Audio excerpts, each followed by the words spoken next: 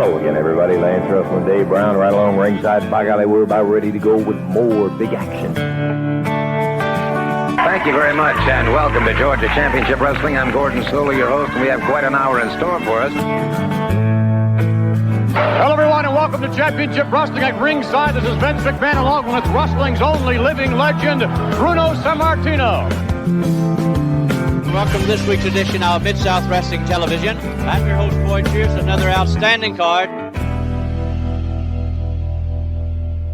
Hello, everyone, and welcome back to the Regional Rasslin Podcast, where we talk the territories.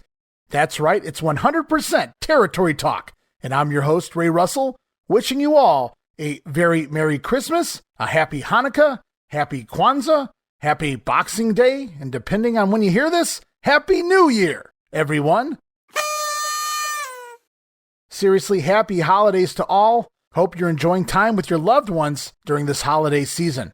Hope you're staying safe and warm as well. This cyclone bomb has really affected a lot of people out there, yours truly included, so be sure to take care of one another. And after a very successful debut edition of the show, we continue on our journey through 1977 in the WWWF.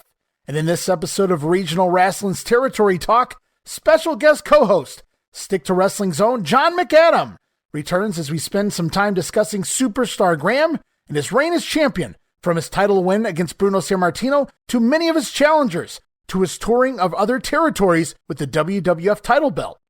We'll also take a look at Bruno Sammartino's post-championship run, including his rematches with Graham for the WWF Championship. We'll also look at the tag teams of 1977, including the new tag team champions of Mr. Fuji and Professor Toru Tanaka, plus Larry Zbyszko and Tony Garea. And with Billy White Wolf out, Chief Jay Strongbow finds himself a new partner in the High Chief Peter Maivia. All of that and so much more. Join us as we once again talk the territories. And a reminder, you can listen to the Regional Rasslin Podcast and our sister shows like the Wrestling Memory Grenade, where we're currently covering our 1987 in the WWF project over there, and on Monday Warfare, The Battles Within, where we talk the weekly breakdown of the Raw versus Nitro feud. Right now on Warfare, we're just days away from the debut of the NWO at the Bash of the Beach, a hot time to get caught up on previous episodes leading in to that big pay-per-view. And you can listen to all of our podcasts as part of the WrestleCopia brand on the WrestleCopia Podcast Network. That's at WrestleCopia.com. That's WrestleCopia.com, and everywhere your podcast streaming needs are met, from Apple to Spotify, Google Pod, and beyond. And be sure to give us a follow on social media so you guys can stay up to date with the latest goings-on with the WrestleCopia brand. And I'm also constantly adding new old-school wrestling pictures and videos on social media all the time. You can follow us on Twitter at Rasslin Grenade. That's at RASSLIN Grenade. Also follow and like us at Facebook.com/Rasslin Grenade.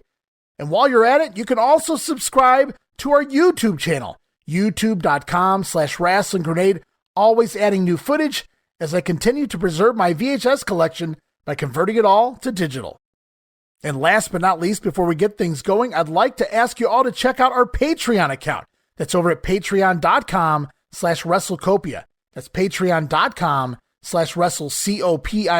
Multiple tiers to choose from, but I recommend the very affordable $5 all-access tier. Gets you all kinds of gifts, including my insanely detailed show notes for the Wrestling Memory Grenade, for Monday Warfare, and now also for the Regional Rasslin Podcast as well. You'll also receive early access to many of our WrestleCopia brand podcasts. Listen days sometimes as much as a week earlier than the rest of the listeners. Like this particular episode of Regional Rasslin, dropped a week early just for our patrons. Also part of the all-access tier, enhanced versions of the earliest episodes of The Grenade Show covering the 1989 and the NWA project. And what do those enhanced versions include? Not only do you get enhanced sound quality, but new conversations, original topics edited out of the initial broadcast due to time restraints, edited right back in. But it doesn't end there. You'll also get digital downloads for your viewing and reading pleasure, more digital downloads than ever. Going up this holiday season, another great reason to become a patron right now. But that's not all. Of course, also as part of the all-access tier, you receive the Patreon-exclusive watch-along series, covering many past WWF and WCW pay-per-views, Saturday night's main events, Clash of the Champions, Coliseum videos, and more. Plus, coming very soon, January 2023, a special WrestleMania 3 watch-along, currently in the works. Plus other random extras as well. You get all of that for the low, low price of just $5. No subscription, cancel anytime, give it a go for a month, and I think you'll like the content we offer. And every penny of it, guys, goes right back in to the WrestleCopia Podcast Network. So help keep shows like the Wrestling Memory Grenade and the Regional Rasslin Podcast up and running for the months and the years to come. And with all of that out of the way, we resume our discussion of 1977 in the WWWF. And it's at this point we welcome back to the show. He is the host of the Stick to Wrestling podcast as part of the Arcadian Vanguard Podcast Network and located over at McAdamPod.com and everywhere your streaming needs are met. He is the one and only, the raw-boned and wicked good, Mr. John McAdam. Welcome back to the show, John. Ray, one thing I wish I had done before we started recording today, and this dawned on me, literally as I'm putting on my headset, I wish I had listened to the first part of this podcast last night so that I know what I said and I'm not, repeating things like the doddering idiot that I am. So I will do my best to not be that way, but if I mention something that I already talked about, I apologize to you and your audience in advance. Well, we forgive you, John, because you are John McAdam after all. And before we get rolling, I just want to remind everyone, you guys can follow John on Twitter at CC Milani. That's at CCMILANI, or just look up John McAdam. He's the one with the Stick to Wrestling logo for the avatar. Makes sense, huh? It does, and definitely get on Twitter and follow me before that whole thing burns to the ground. Never know what's going on with Twitter day to day. It's been a weird 6 weeks on Twitter. That's for sure. So, John, I know you said you might not remember the little things that you talked about last episode here on the Regional Rasslin Podcast, but I'm sure you know we did a pretty damn good job of putting a bow on 76, talking everything leading into 77. And we also talked Bruno Sammartino's final few months as champion here in 1977. Bruno with 5 title defenses in MSG in just the first 4 months of the year, January through April. 3 matches against Patera and 2 with Baron von Raschke.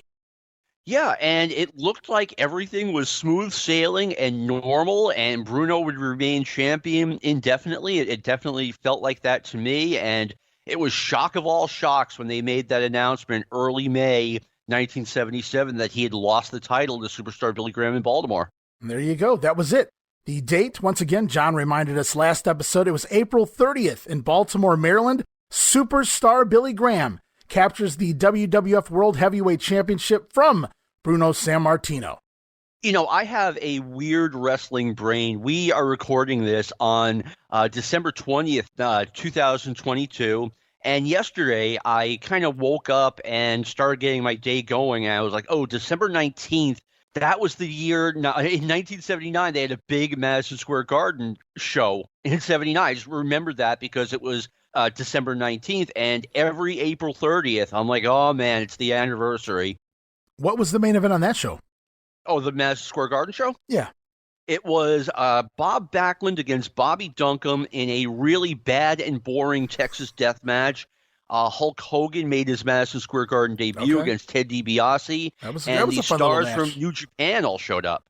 Yeah, that's right. That's when they came in. Very cool. Yeah, that was a good little garden show. If you guys ever get bored, you can find that one. Yeah, I believe it's on the network. The Backlund Duncombe match stunk. The old WWF, they would advertise these no-hold-barred Texas death matches, and then you'd have just a regular wrestling match, guys using headlocks on each other. And we'll talk some Texas death matches here today on the show, because now that Superstar Graham is champion, he's going to have a few himself, and Bruno's going to have a few with Kim Patera we're going to get into later in this episode. But here it is, guys, April 30th. Bruno Sammartino was the champion for the first third of the year, and then he says, I'm done. To Vince McMahon Sr., I don't want to be champion anymore. Now, it didn't happen this fast, but it happens here. And why Baltimore? Well, according to Superstar Billy Graham, the title switch was done in Baltimore to surprise the fans. So they couldn't predict the venue that the title switches were going to be taking place, because it was becoming pretty obvious to the monthly fans at the Garden that the championship typically only changed hands there in MSG. And supposedly, according to Graham, once again, the title switch was done in Baltimore just to throw everyone off that the title can change hands anywhere at any time.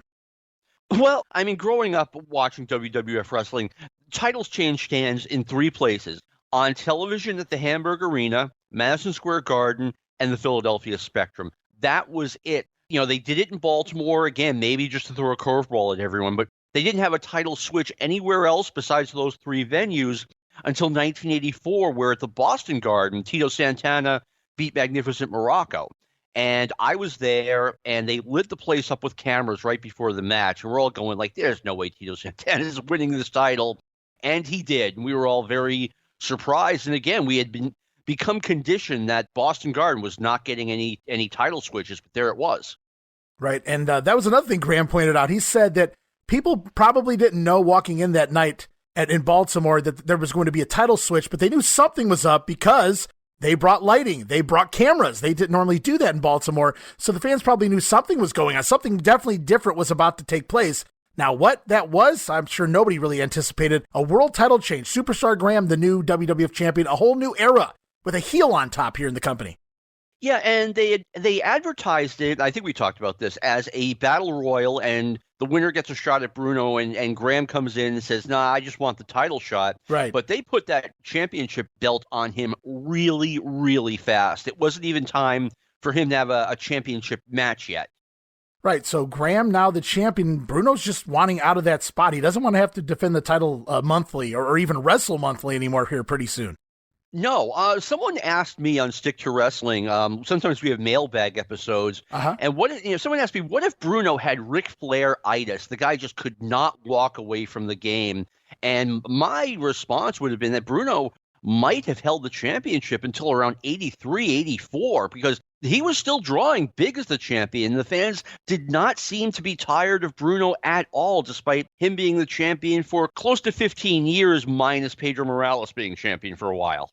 So when Graham returned here in 77, he said he was given a winning date, the championship, the date in which he's going to win the title, but also the losing date and he knew he was losing the belt to Bob Backlund in 78 before he even began his run here in 77.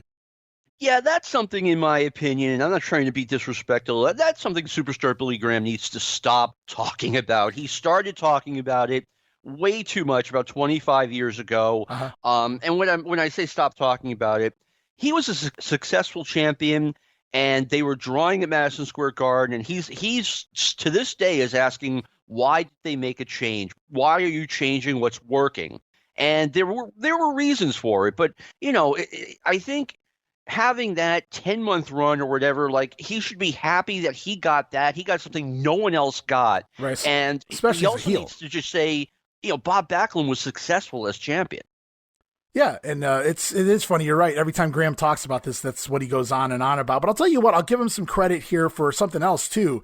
He was smart enough he knew the switch was coming, and he goes and contacts George Napolitano, for those who don't know, a very famous wrestling photographer, Napolitano, and he tells him to please come to the Garden. He says he came with Napolitano to the Garden to make sure that these pictures were taken for the magazines when he wins the belt here. I did not know that, but that's a really interesting story, because you're right. Normally, the Napolitano, Apter, etc., they would not just randomly go to Baltimore. Right, yeah, and that's why, and I've been going through the magazines from that era a lot lately, and there are a lot of pictures from that night from George Napolitano. So I call truth there instead of false. So wrestlers like to bend the stories a little bit and exaggerate, but in this instance, it seems to be true. There's a lot of pictures out there of the night Graham wins the title. Very smart on his end. Hey, I know I'm winning the belt tonight. I know this is going to go in the publications. Really smart way to promote himself.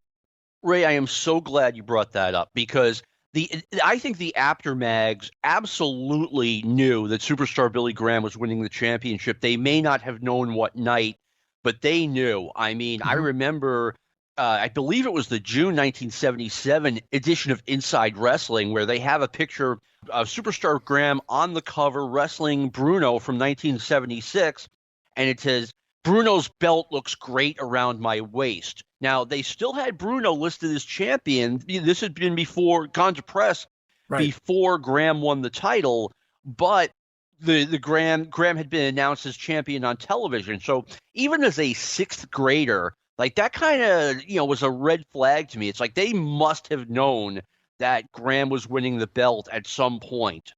Yeah, I'd imagine something of that magnitude. Maybe even back in those days, they were given a little heads up, perhaps in advance, just to make sure the publications they want their stuff out there too. I would imagine the promoters. Oh, absolutely. I mean, I think the After magazines, the Wrestling World, which is the Napolitano's magazine. I mean, I think they did a great job selling the promotion's product and protecting that product. Yeah, and if you're ready to roll, we can get going. Look through everything Billy Graham did as champion, at least here in '77. There's a lot of names to go through here. He took on he ran the gambit, the gauntlet, man. He really did. Yeah, there was one thing about Graham's reign that really stood out to me as far as what's missing, who's missing. And to me, to use a Vince McMahonism, conspicuous by his absence, why did Pedro Morales not get a run against superstar Billy Graham? I have always wondered that. That's a good question. Now, Morales wasn't in here at the time, was he? He was down in Florida. No, but I would have brought him in. He was in the AWA. I agree with you. I agree with you. In fact, I think before we get to the end of the year, we'll actually look at a Billy Graham Pedro Morales match, but it won't take place in New York, so it's kind of a hidden gem. In Miami, I think. Yes, it was down in Florida.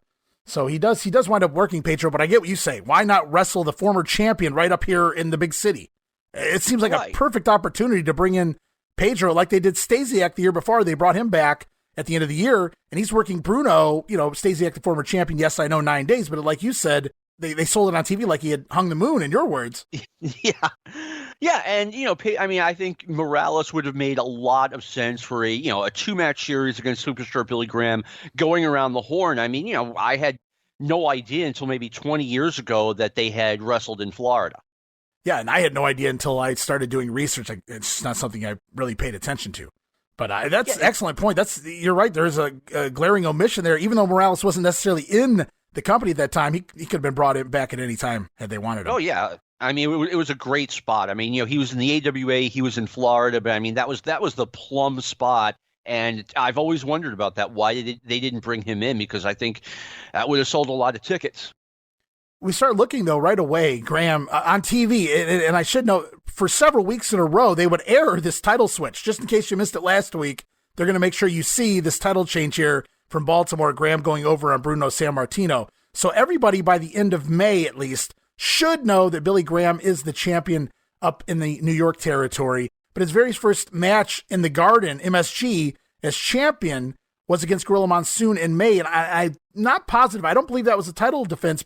I believe it was on the line. And what they did in the WWF was, if the titles changed hands, the new champion would just wrestle whoever he was scheduled to wrestle. But it was now a title match. I specifically remember they had Bruno Sammartino versus George Steele scheduled in Boston, and then in the undercard, superstar Billy Graham against Tony Garea.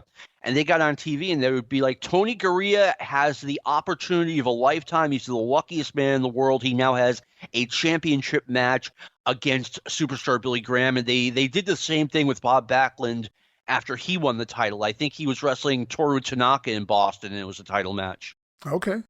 Very cool. Sorry, guys. I got some of my research wrong there. I appreciate you correcting me, though. I need to get these things. I need all the facts for everybody listening. Yeah, the NWA did it way differently. Instead of Harley Race coming to town against the Von Erichs or Dusty Rhodes, whoever, Ric Flair is now coming to town. And the WWF, they just kept the matches the same, just different champion. Right. I gotcha. So he wins the title from Bruno. A few weeks later, he's beating Gorilla Monsoon in MSG, and it goes on from there. Throughout the summer, he returns in June, and Bruno gets his title rematch against Superstar Graham in MSG here.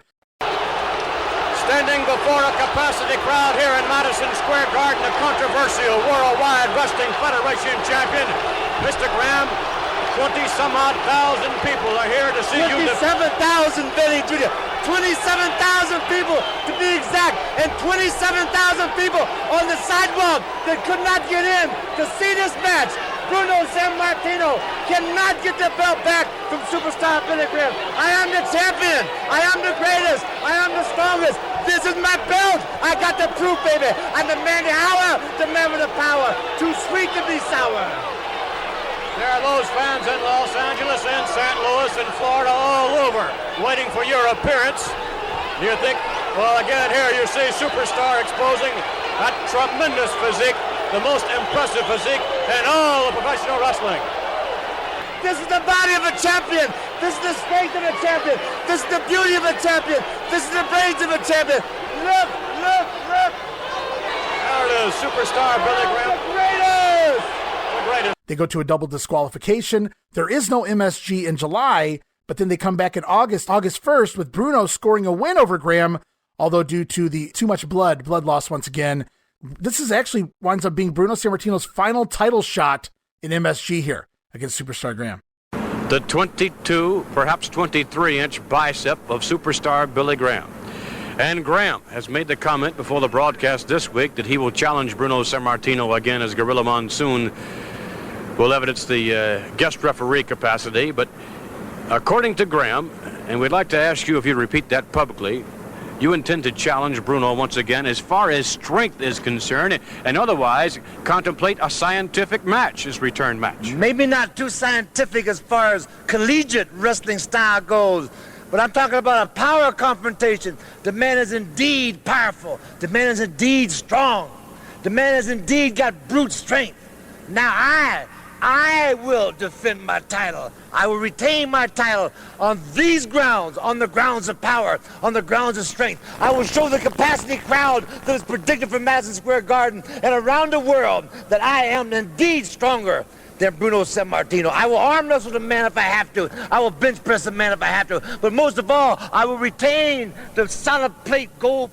And you notice Bruno did not do the honors on the way out, and which is fine with me. I don't think the fans in New York wanted to see him lose. The final match had Gorilla Monsoon as the guest referee, and it went to a kind of a no finish, double disqualification, I think, right, or a double blood stop. And the next month it was Ivan Putski. But taking a step back, Ray, you said that they aired footage of the title change, a couple of times in every market, and they didn't just air the title change. They aired that Superstar Billy Graham cheated to win the title by using both feet on the ropes as leverage, and the referee didn't see it. But, I mean, Bruno, they're kind of trying to send a message. Bruno got screwed. He'll beat Superstar Billy Graham next time around.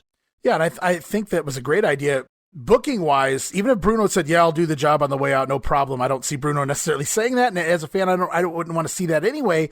But I think from a booking standpoint, I love that they left it open-ended, because you never know when Bruno might have changed his mind and we could have slid him back in there maybe. He never really knows. So I love that Bruno didn't have to put him over in MSG as Sammartino steps aside here after August as far as going after the title.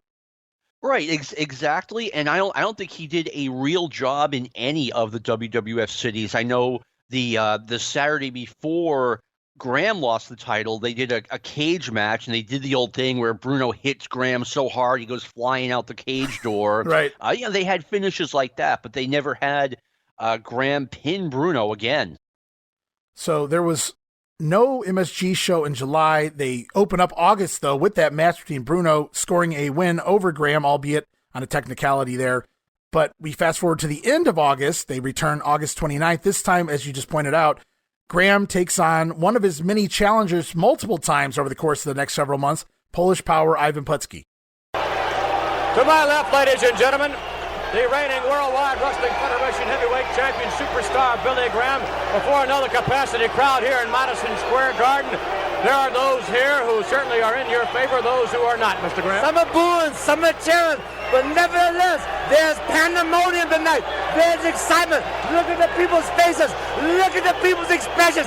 Can you feel it? Look at you. You're excited because I am the champion, the Worldwide Wrestling Federation champion. How can I retain this belt? Why am I still the champion after months and months and months? Because I'm in shape. I'm powerful. I'm strong. I wake up every morning, work out for 5 hours, run 19 miles a day, swim across the Atlantic Ocean. Unbelievable condition. I am the man of the hour, the man with the power. Too sweet to be sour. Mystery excitement. Look at the pandemonium. Look at the thousands of people. Will you defend your championship in other areas here in the United States? Anywhere in the world.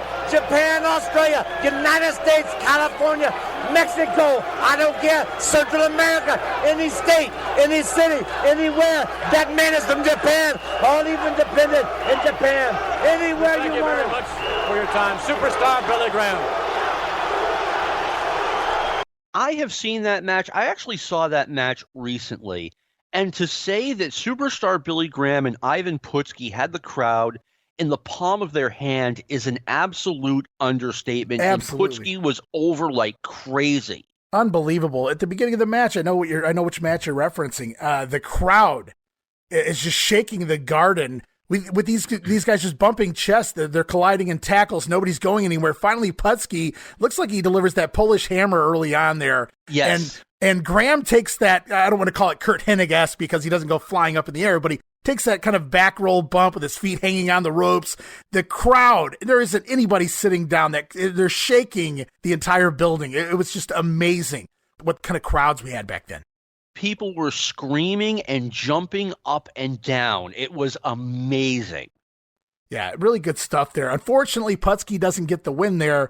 Graham scoring the win, but only on a countout, so Putski lives to fight another day. Doesn't do the job just yet. No, not this time. But Ray, I'll tell you what, I can see the crowd going into Madison Square Garden thinking that they were going to see a title switch. The last two heels that held the titles, Stan Stasiak and Ivan Koloff, had very short reigns, and I could see a fan thinking, okay, they're just transitioning from Bruno to Putski. And a lot of people might disagree with me. I think Ivan Putski would have sold tickets as WWF World Champion at least for a little while. Yeah, unfortunately, most of the people that know Ivan Putski, they know him from the 80s. And that's, that's the tail end of his real career there. I know he held the tag titles with Tito Santana, but, he just became extremely muscle-bound, got a lot older, didn't have to do a whole lot. Almost in that George Steele role where you're more of a gimmick now. Not like George Steele, but I mean where you really don't have to bump, you don't have to sell. You're coming out there really to wave and do a couple of your big spots. You're a muscle man, really, is what Ivan Putski was in the Jesse Ventura feud and things like that. I have a good friend, Tyler Judd, who grew up on Mid-Atlantic Wrestling, and he explained to me that Jimmy Valiant was a very valuable piece in that puzzle, in that they could send Jimmy Valiant into a small town in the woods in North Carolina, Virginia, wherever, and the place would sell out or come close to it because he had that kind of charisma. Ivan Putski was kind of our Jimmy Valiant, was not a good worker, but the fans loved him. When he came and main evented against Ray Stevens right here in Nashua, almost 40 years ago today against Ray Stevens, the place was close to sold out. Ivan Putski's coming to town. Let's buy tickets. Wow, that's awesome. Yeah, I mean, there's no denying it. If anybody wants to question how over Putski was, go back and watch the match we were just talking about, Graham and Putski. Watch the first 5 minutes. It was insane. Yeah. I mean, I'm not sure if it's on Peacock, but I mean, go out there and look for it. I saw it on Twitter, I think last week. I mean, it was nuts. Oh, yeah. So Graham is starting to work his way through a lot of the familiar talent in the company. He's beat Bruno. Gorilla's already been there. Putski, obviously. And now he runs into sort of a new talent. We saw him come in, work a couple MSG shows back in March, and then we see some TV matches from Florida. But now he has a Rob, baby, American Dream, doth the road coming in here in public, if you will. In public, if you will. Absolutely. Chief Jay Strongbow got 2 matches against superstar Billy Graham at the Boston Garden.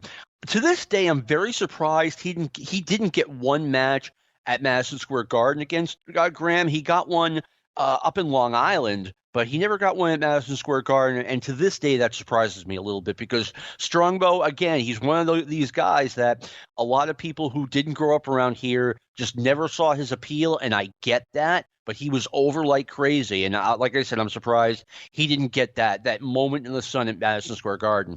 Oh, yeah, there were absolutely times where Strongbow was the number 2, I'd say, underneath like Bruno or whatever. You had to get through Strongbow to get to Bruno. And some instances where you didn't walk right in and get the title defense. Sometimes you had that feud with Strongbow, or sometimes you worked your way down from Bruno to Strongbow.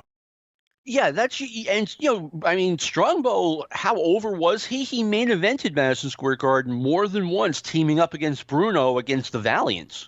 Right. Yeah, Strongbow had some great angles there. Jimmy Valiant turned heel, wasn't it? Am I not wrong in remembering that? Valiant turned heel on Strongbow early on when Valiant first came in? not when he first came in, but yeah, Strongbow was the guy he turned on. Strongbow was like the guy everyone turned on. Well, Bruno he wasn't so lucky either. He had a few detractors, but yeah, I get what you're saying. It was an easy go-to in the New York market. Whoever you wanted him to feud, would just have him turn on you, and there we go. It worked. It worked with Arion. It worked. Oh with my Valiant. God! Did it work with Arion? It kind of worked with Maivia. I don't know that I saw any more heat than the Bruno Arion matches. Those were off the hook. They really were. I mean, Bruno was so beloved in the Northeast. And Arion, he just reminded me of this like nasty Greek neighbor you'd have as living in your apartment. I could see that you avoided. I can see that. The guy that doesn't talk to you on the elevator. Yeah. Just hey, how you doing? He's yeah, absolutely. I can see that. Absolutely. So we're moving into the fall now, and Dusty Rhodes comes in for the first time. I don't want to say full time, but he's in more now than he was any time prior to this. And he gets a couple of garden matches here against Superstar for the belt. In September, Dusty wins a match on the countout. They do the return match in October. This time, it's Superstar Graham going over on the Mech and Dream in a Texas death match here. The two colliding, Graham falling on top, scoring the win over Dusty Rhodes there. Now, we know we won't be able to talk about this here on 1977, John, but they have that return match when Graham's no longer champion in 78, a very famous bull rope match. Right now, we did indeed make reference to the ranked number one contender earlier. Let's bring on the son of a plumber. Let's bring on a man whose dream appears to unquestionably be on the proper path to come true. I just was rapping before I come up here to probably one of the greatest athletes in our country today, Bob Backlund. And he told me, he say, if they got a good defense, he said you got to counter it with a good offense. And it's very true, because the American dream is offensively. I'm minded that way. I'm geared to offense, you understand? I'm geared to moving. I'm geared to jabbing. I'm geared to moving. I'm geared to take down. I'm geared to taking Superstar's Billy Graham's big 22-inch arm in my hands and ripping up on it. And he be talking about, I was hurt. You know what was hurt about Superstar Billy Graham? His feelings were hurt. His feelings were hurt because when he went home, his whoever he was with say, boy, you ought to be ashamed of yourself for letting that man jump on you like that and nearly beat you half to death. The weasel went out and got loaded on milk and everything. It was so messed up he didn't know where it was going or what it was doing. The whole town was electrified. It's going to happen. Superstar Graham will find the end of a rainbow. The dream will win. I mean, clearly, even in 78, I saw this, that they're kind of just giving Dusty his win back. Like, so he could say, okay, I won the feud with Superstar Billy Graham. I saw the first match where Dusty wins on countout, and he's jumping up and down with the belt like he knows he's champion. I just remember being like, is he kidding me? How many times did he beat Harley Race by countout and didn't win the belt, but he hasn't figured out the rules? Okay. Yeah, and we get that infamous announcement that even though Dusty Rhodes has won the title or won the match, the title doesn't change hands on a count out. And somehow a lot of the times the fans didn't figure that out until after the fact, even though they should have known as well, because you get that big loud boo sometimes. Yeah, I think I was very surprised that even 20% of the audience thought that the title changed hands. I mean, we've seen Bruno lose matches on count out and the title didn't change hands. So, right. How much of a newcomer can you be? But I will say this. In 1977, Superstar Billy Graham and Dusty Rhodes was a dream match. Even though they'd done it before in Florida, they'd done it before in the AWA, these were both guys at their peak. It was the number one heel in the sport against the number one babyface in the sport. So some of these names you don't really need a backstory, although Bruno didn't need a backstory. He had one in being the former champion. He was coming back to regain what was rightfully his. It was stolen from him. As you pointed out, the match was played on TV so everybody could see that Graham had his feet on the ropes. Dusty Rhodes comes in. It's Dusty Rhodes. People aren't going to question why Dusty's getting a title shot anyway, just listening to those promos heading into the match, I'm sure. But in this instance, as we move into November, Billy Graham against High Chief Peter Maivia, and maybe they felt they needed a little oomph going into this one, so they give this a little play on TV. There's an angle involved where Billy Graham actually breaks the famous ukulele of one High Chief Peter Maivia. Well, Papa,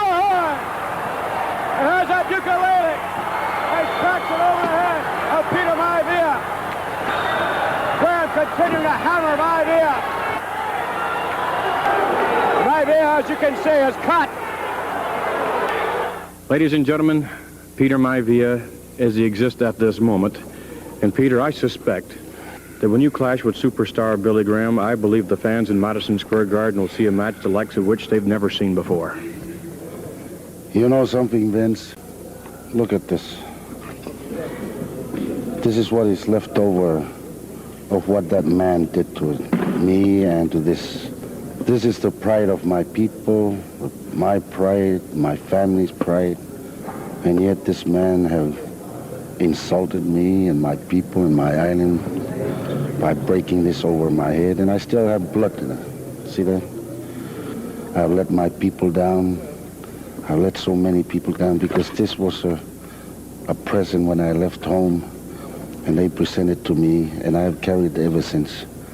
And look what is happening to it. Ever since this has happened, I have never taken that man out of my mind day and night. I look at myself in the mirror in the morning, and all I see is the face of this man. Graham, you have gone long enough. You have insulted me long enough. You have insulted the intelligence of my people. You have insulted my island. Now you're going to face the reigning Worldwide Wrestling Federation champion, unquestionably. Look at that arm bordering on 22, perhaps 23 inches in circumference. Superstar Billy Graham with the most impressive physique in professional wrestling today. However, Mr. Graham, I hasten to add, it is not your physique, it is not your power that's on the line, but rather the championship. And this is professional wrestling. And your opponent, the Paramount Chief Peter Maivia, the individual whom you just humiliated not too long ago. It was a despicable thing to see a champion do. I had to put the man in his place. I had to put Chief Peter Maivia in his place. You're nothing but a boy. You're nothing but a Samoan peasant. That's all you are, nothing but a beggar. You don't belong in Madison Square Garden. I admit, I'm going to go on record right here and admit, because it's the truth, the man is undefeated, has beaten everybody he has faced in Madison Square Garden. But nevertheless, you are still a peasant in the eyes of superstar Billy Graham. And I will give you the lesson, the wrestling lesson of your life. I'm going to give you the fist fight lesson of your life. By the way, I know you eat a lot of coconuts in Hawaii, but if you ever ate a knuckle sandwich, Wizard, you're going to get more than that, but you're never going to take this belt back to Samoa. When the superstar finishes with you, you'll be on the corner of 42nd and Broadway with a little tin cup playing that ukulele of yours, going for coins, because you're a fourth-rate wrestler, a fifth-rate musician, and an eighth-rate cannibal. They did a bunch of TVs where Peter Maivia would come to the ring, and he was still relatively new to the WWF. He had gotten here, I want to say, right before Graham won the title. And he would get on the mic, and he'd play his ukulele and sing, and he'd be like, the happy-go-lucky right. Samoan Chief Peter Maivia. And they did the angle where Graham comes in, and he breaks the ukulele over Maivia's head, which I believe was the only time they did an angle to put some heat on a match during Graham's reign. And it didn't work. Well, it worked in that, they drew a decent crowd, but it was the only time superstar Billy Graham defended the title at Madison Square Garden, and it did not sell out. And, I keep using this expression. Even as a little kid, I realized that they needed to put a little salt and pepper on this, because Maivia versus Graham going in cold just wasn't going to sell tickets or draw interest. Yeah, and it's really interesting. Graham's talked about this match too, and he had nothing bad at all to say about Peter Maivia, but going in, he said he was told by Vince McMahon, the promoter, that this match was not going to sell the Garden out. Nobody was going to believe that a tattooed up Samoan was going to win the title. That was supposedly Vince Sr.'s words to Graham. So they decided we needed a little something, put a little something on this, and do what we can to try to sell the Garden out. And that's supposedly why this angle was ran, to give it just a little more heat. And that makes sense. I mean, whenever Backlund had kind of a, lukewarm challenger, they do the exact same thing. They had Bob Backlund, Bulldog Brower scheduled in 1979, and they did an angle where Brower attacked Backlund on TV, and okay, now we get to see Bob Backlund get revenge as opposed to just defend the title. And again, you could see we've got kind of a weak challenger. We need to do something. Peter Maivia, the Samoan Chief, squaring off against superstar Billy Graham. There's no such words, Vince, as squaring off. Because I'm going to prove to Graham, I'm going to prove to the people in New York, I'm going to prove to the world that I'm going to chew you. You called me as a cannibal. Well, you're going to see how cannibal I am, Mr. Graham, because I'm going to chew you from the top to the bottom.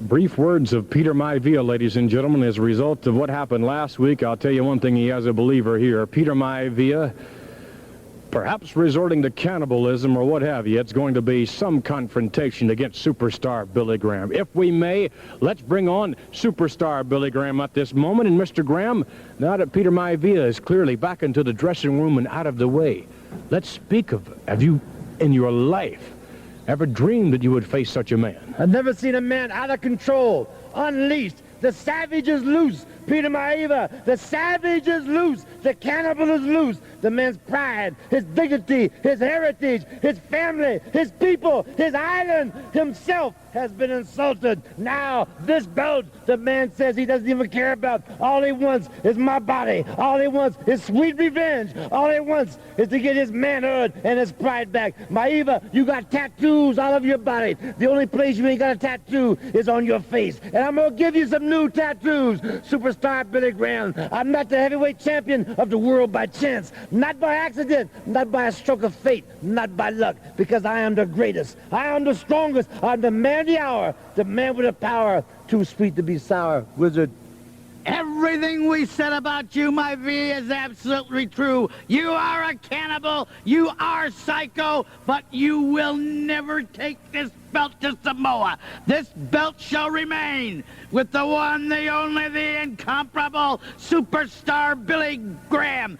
You'll never have this in Samoa. This belongs to us, and we shall keep it. And then we close out the year as far as MSG goes in December. Superstar Graham coming in to defend the title against Mil Mascaras, which is a very odd challenger by my estimation. But very interestingly, Bob Backlund accompanies Mascaras to not just this match, but they have a rematch in January as well. But here in December, it's Mascaras going over on the Superstar, once again due to the blood loss decision. Well, Mascaras can tell you what he's going to do, but the superstar, the champion, the man you see before you right now, has his own personal score to settle. Do you think the superstar likes what he's seeing right now? The answer is no, and if you want to know what the champion, the man who owns this belt, is going to do, ask him, McMahon. Ask him about the offensive. Offensive tactics. I'm going to come out of the locker room fighting. I'm not even going to listen to the rules. I know the rules of New York City. I know the rules of Madison Square Garden. All I'm going to do is come out as hard and as fast as I can. I'm going to go ahead and admit and give credit where credit is due. Mil Mascaras has got more moves than a bowl of Jell-O. Superstar Billy Graham is going to come out, and I'm going to put it on you. I'm going to come down with a 22-inch arm. Take a look at this arm. The arm of the world champion. The arm of the world champion. Let's go be around your head. Now, ladies and gentlemen, let's bring on the ranked #1 challenger in the wrestling world today. Let's bring on the international wrestling star, Mil Mascaras. Mr. Mascaras opposing superstar Billy Graham. Everyone looking forward to this. Everyone perhaps except the superstar himself. Well, I'm ready. I'm in the best condition, the best shape. I have the very special tactics for this Monday match. Well, that's one of the key, not to interrupt you, Mil, but that's one of the key elements, I think, that has placed you among the top of wrestlers of all time, I believe, is your ability to fluctuate with not only styles and what have you, but holds and everything else. Your opponent never really knows what you're going to do.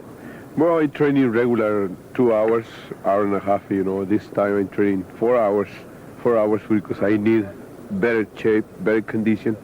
And I promise all you fans can give me big moral support, and I'm going to beat him again in the middle of the ring. Mil Mascaras, ladies and gentlemen, opposing superstar Billy Graham. Mr. Mascaras confident that on this occasion, not only will he defeat superstar as he did in the previous contest, but he'll walk from the ring, crowned the new champion. If we may, let's bring on now the Grand Wizard of Wrestling, along with the reigning superstar Billy Graham. McMahon, the masked Mexican bandit, is never going to wear this championship belt. I'm in shape. That's right. I'm in shape. I've been living and sleeping, eating, and traveling in my sweatsuit. I'm ready.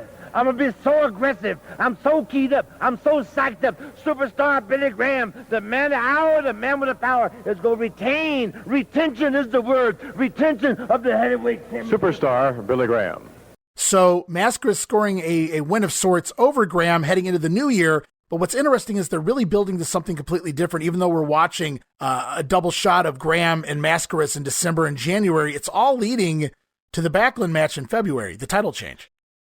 Yeah, they built that up. Mascaras against Graham, I just used the term dream match with Dusty Rhodes. That was also a dream match. I mean, you had the colorful, high-flying Mil Mascaras against Superstar Billy Graham. Both matches sold out. Ray, I'm going to say something that, I've said it on Stick to Wrestling, but I'll say it here. Yeah. Right now, December 2022, Mil Mascaras is the most underrated wrestler of all time, in my opinion. He has gotten so much heat from the stuff Superstar Billy Graham has said about him. And, that's just kind of snowballed over the years. If you stop and watch Mil Mascaras wrestle, he has some really good matches out there. And his tag team with Dos Caras, I mean, they were like the Midnight Express in Japan. So I think Mascaras gets a lot of unfair heat. I think there was a point where he was overrated because, Bill Apter loved him and said, put him on the cover of the magazines and heaped a lot of high praise on him. But, those days are long over. And he was a great wrestler. And we're talking post-prime Mil Mascaras. Supposedly he was a lot better in the late 60s and early 70s. Right. What little footage is out there of Mil going back to the early 70s? It's night and day. Even I'll go so far as to say, if you guys can watch early 70s Pedro Morales, he's pretty impressive himself. And I'm not trying to compare the two completely different workers, but I've seen just a little of Mil, what's out there, and he's night and day from the Mil Mascaras that other people might have seen in the late 80s. They would come in and did a match at World Class, or he came in and worked the Clash of the Champions or things like that, or even in the WWF in the late 90s. But just a completely different guy, amazing in the ring. I agree with you, very hell of a talent, but years and years of burial by Superstar Graham, by Bruce Pritchard, by Cactus Jack, Mick Foley, guys like that had bad experiences with him, shared their experiences, and it's just lingered. Yeah, Graham tells the story. I heard this on Wrestling Observer Live like 22, 23 years ago. Dave had Superstar Billy Graham on, and Graham said that, Mil Mascaras absolutely refused to do the honors at Madison Square Garden, and they came up with a weak finish where Bob Backlund got involved. Mm-hmm. And Graham said that Mascaras just came in with a really bad attitude and sandbagged that entire match. Now, I have not seen the match. As far as I know, it's not available. But, that's his side of the story. I mean, once again, not to be disrespectful towards Graham, but, Graham has told some stories over the years that kind of, made me raise my eyebrow a little bit. So, yeah, listening to Graham, like I when I was doing research, one of the things I did was quickly go through the timeline Sean Oliver did with Billy Graham on the 77-78 title run. But knowing the Superstar, and I'm not trying to, crap on anybody here, but knowing the Superstar and some of the tales that have been told over the years and his back and forth love-hate relationship with Vince McMahon, whichever side of the paycheck he's on, I have to fact check everything he says. So even though he's telling me some interesting things here, every single thing he told me, I had to jot it down and then fact checked it. I had to make sure that I could prove this was correct before, I brought it on air here. Now, ladies and gentlemen, let's bring on the ranked number one contender in the Worldwide Wrestling Federation today, the international wrestling star Mil Mascaras. Mil Mascaras with unquestionably not only the body to rival that of Superstar Billy Graham, but perhaps superseding his abilities in many, many categories. Mr. Mascaras, if you please. Against Superstar Graham, we've seen you in Madison Square Garden. You're undefeated all over the world. And against the Superstar, he may try to overpower you. Well, I'm ready for the championship match. I promise very, very, very good match. Because he's strong, he's a big man, and thin little strong. I make very good action. I promise all you fans one of the best matches you never see. It will be a good match, there's no question about it. All the ingredients are there. You take that massive bulk of Graham, take your tremendous physique in its own right, and there's a lot of power, a lot of agility, and then the moves, the likes of which we've never seen before, that you possess in Madison Square Garden, and recently on the ropes, flying off, and we've never seen anybody move like that, and I don't think Graham has either, and considering that, you may have an advantage. Well, I think I go use different techniques, different tactics this time, you know. This is a special occasion for me, you know. And No question of that. I'm wearing my special secrets for this time, for championship match. So we can look for some different techniques then in Madison Square Garden against Superstar. Yes, sir. I don't like talk too much, you know. But only I say, I'm waiting for here in the middle of the ring. And I promise, very, very good match. Mil Mascaras, ladies and gentlemen, opposing superstar Billy Graham, and that unquestionably, we said before, has the ingredients of making of one of the greatest wrestling matches held in Madison Square Gardens.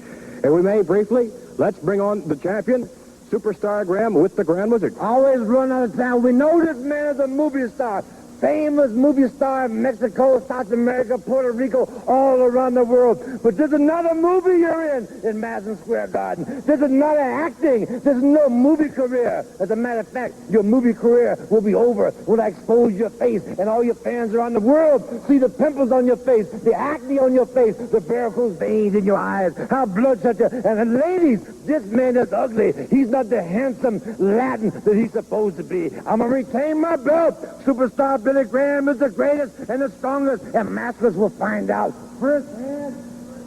I mean, I saw that timeline with Sean Oliver, who is a great interviewer, by the way, with Superstar Billy Graham. And, you know, I'm not trying to make fun, but, you know, Superstar Billy Graham, he seems a bit emotionally unstable. And when I say that, he started sobbing, literally sobbing in the middle of that interview, recalling some story where they're in the car and Baron Mikel Cicluna is cold and he gives him a coat. And it's like he's sobbing over this. Yeah. Anyway, I'm looking at my bookshelf, and I did this on purpose. I have Bob Backlund and Superstar Billy Graham's autobiographies right next to each other because I because of all this stuff Graham says about Backlund. I just did that for the hell of it.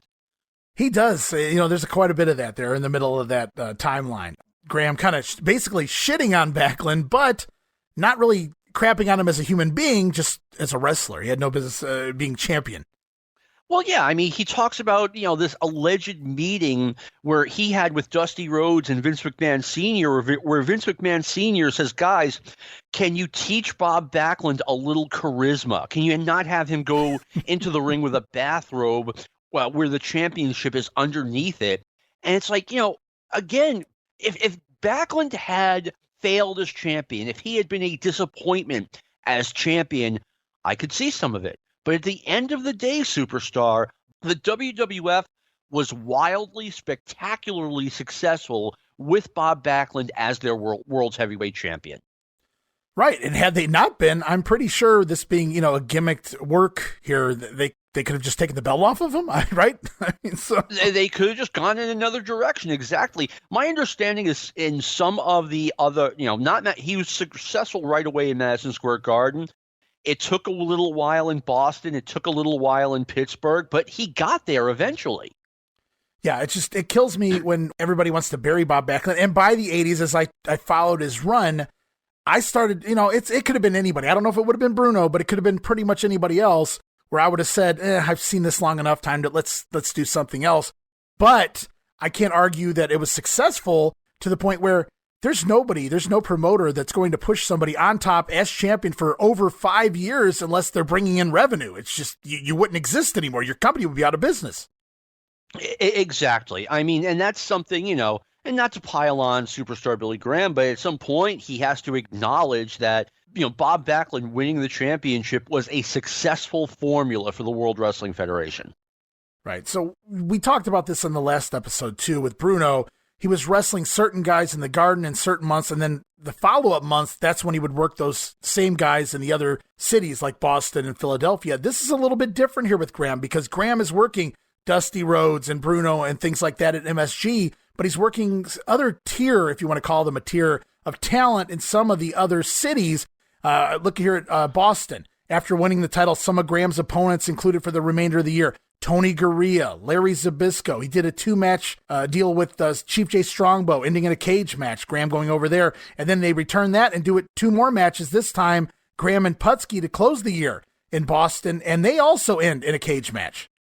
I remember them pushing the Larry Zbyszko title switch very hard, as this is, you know, this is practically Bruno's son. It's Bruno's protege. It's little Bruno. And, and Larry, they pushed that storyline very hard that, that's who Larry Zbyszko was. And, I see Larry Zbyszko. He got a title match in up in Long Island in Uniondale. Billy White Wolf got a title match there. Gorilla Monsoon. You're right. Kind of the B team went to Long Island. The A team was Madison Square Garden. Boston was somewhere kind of in between. I've always said that, Boston Garden was not Madison Square Garden when it came to wrestling. No, right. And it's like you pointed out that he did, Graham, pronouns, pal, right? So Graham didn't get to work Strongbow in MSG, but he does work him here twice in Boston. That could have easily been a match in Madison Square Garden as well. So I wouldn't necessarily, I get what you're saying, and it is like the high-end B team. It is technically the B team main eventers, Strongbow, Putski. These are guys you would throw on that B show and still know you're going to sell out. Yes, exactly. And you know what? We talked about Maivia, clearly not being a strong challenger at Madison Square Garden. I've always wondered why they didn't just put Strongbow in that spot. Yeah, good call. Maybe they were trying something different. It's the only thing I could come up with. But I agree with you. It could have been Strongbow easily in that November spot over Maivia. I mean, Strongbow was so over in the WWF. To give you an idea, the day Strongbow died, I saw it on the internet. They had passed away, but then driving home, they were talking about it on the radio that Chief J. Strongbow had passed away. I mean, yes. I don't remember. Maybe they did, but when Bruno passed away, I don't remember even that being talked about as much as Strongbow. And so much like Boston, Graham works some of the same talent in Philadelphia as well in a different order. He works Strongbow again, Gurria, Zbyszko, but he also, near the end of the year, at the Spectrum, it's Graham and Bruno. So we're getting the rematches finally with Bruno Sammartino here that go into February of 78, briefly before Graham drops the belt to Bob Backlund. Graham is wrestling Bruno Sammartino in a steel cage here in Philadelphia. Yes, and that is widely available on video. It was a good match. It wasn't high spot mania, but it was a good match. They had the referee Dick Worley mic'd up so you could hear the guys talking to each other. And 2 days later, Bob Backlund wins the WWF Championship from Superstar Billy Graham. My understanding is that, and I know we're in 78. I apologize for that. But that everyone at Madison Square Garden basically knew the title was changing hands. Like everyone had either heard about it or figured it out, but they were expecting a title change. So Graham is really he's taken on the world here as far as 1977 goes. I mean, they go to Baltimore, and obviously Graham beats Bruno in Baltimore, so you got to do a return match there. And they do. It's Bruno and Graham going to a double DQ, and then we never see the match again in Baltimore. But they just continue to run the gambit there in the Baltimore area. Graham over Bobo Brazil, Strongbow. And then they do a fun little two-show angle in October, November of 77. It's Graham versus Putski with Larry Zbyszko as the referee. And Zbyszko stops the match due to blood loss on Graham. And that upsets Graham, who attacks Zbyszko post-match, which leads to the December Baltimore show, Graham over Zbyszko. So tell a little story there in Baltimore. I mean, that totally makes sense. We got Superstar Billy Graham against Tony Gurria up here in Boston, and it was because the title had switched hands. Like, I don't see how there was any other way, really, Gurria could have gotten had been a credible challenger in another city. Like, if they just, in summer of 77, if they just said, okay, Superstar Billy Graham against the number one contender, Tony Gurria, I gotta question that promoting, quite frankly. Right, absolutely. And then we look at another. We talked about MSG. Let's talk about Nassau. So another slew of challengers here. Some interesting names in this instance. This might be the only time I came up with this, at least in a big. I hate to say real city, John, but a bigger city, if you will. And it's Graham over Billy White Wolf. So White Wolf even gets a title defense here, as does Haystacks Calhoun. Graham's right. going to, and this is the fun story. Graham's told this story. I've heard a couple people online that they claim they went to the show and saw this happen. It was Graham. Apparently, he had went to Vince Sr. prior to the show and said, "Why am I in this match? We're not going to have any kind of a match out there." And so the story goes, Haystacks goes over to his corner, takes off his lucky horseshoe, goes to hang it around the ring post. Graham attacks him from behind, beats him down. Haystacks goes through the ropes to the outside and eats a count out in something like 30 seconds. So not much of a title defense. No, and I mean, I think wrestling fans, when I was younger and I would go to see the Boston Garden shows with Bob Backlund on top, we all had an agreement that we would turn off our brains, that we knew that everything was predetermined, worked, etc. But at some point you have to be like, okay, that's my main event, 30 seconds. And I get it. By that point, Haystacks Calhoun had way slowed down. And it's not like he was Sayama in the first place. So, but I mean, why I've always said this, why schedule a match if you can't figure out a finish for that match? Excellent question. Yeah, back yourself into a corner. And promoters have done that since the beginning of time. Doing this? Yes, you're right. I can't wait to see this. I can't wait to see how they get out of this one. And then it becomes clear that they didn't know how they were going to get out of this one either. So, another guy, you mentioned Billy White Wolf. I mean, he certainly was not a main event caliber wrestler. Like, no one was buying into the idea that he was going to win the championship from Superstar Billy Graham. Right. On the other hand, I mean, how many times did I go? I went to the Boston Garden show every time they had one when Backlund was champion, and I knew full well that Killer Khan wasn't winning the WWF championship. I knew full well, as great as he was in the ring, that Adrian Adonis was not going to be WWF champion. Right. But you went because you enjoyed it. That's an excellent point of view. I mean, there were many times I went to shows, and I knew Hulk Hogan wasn't going to lose the title, and I was never a Hulk Hogan fan either, so I was hoping that he would. But at the same time, you kind of knew he wasn't, but you still went for the rest of the show, and you, like you said, you just kind of turned things off and enjoy it for what it was. Well, again, we're far from 1977 here. The Hogan era was very different than the Backlund era, than the Bruno era. When you went to see Bob Backlund fight one of the bad guys and fend off the latest challenge from Albano Blasi or the Grand Wizard, when Hogan came in, it changed. You came to see the superhero Hulk Hogan, just stamp out whoever he was wrestling and go home happy. And they were aiming for a younger audience, and it worked.